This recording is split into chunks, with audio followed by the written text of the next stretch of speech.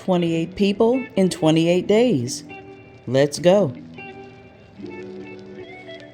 For much of the mid-1900s, it seemed like the world learned about Black America through the eyes of Gordon Parks. Born November 30th, 1912 in Fort Scott, Kansas, his creative endeavors were astoundingly versatile. Parks performed as a jazz pianist, composed musical scores, wrote 15 books, and co-founded Essence magazine. He adapted his novel The Learning Tree into a 1969 film, becoming the first African American to direct a movie for a major studio. And he later directed Shaft, a hit film that spawned the blaxploitation genre.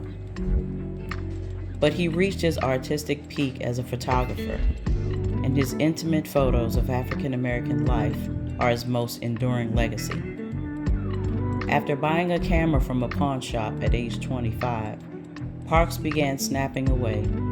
His images of life on Chicago's South Side in the early 1940s won him a job documenting rural poverty for the federal government.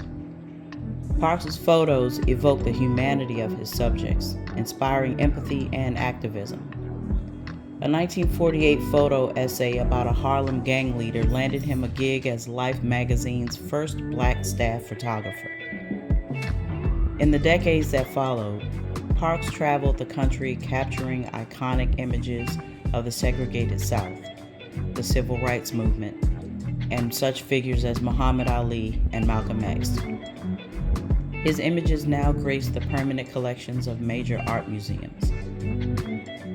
Parks famously called the camera his weapon of choice, a tool to fight poverty, racism, and other societal ills. As he once put it to an interviewer, "I pointed my camera at people who mostly needed someone to say something to them and for them." He died March 7, 2006 in Manhattan, New York, at the age of 93. I shared my knowledge with you, and now it's your turn.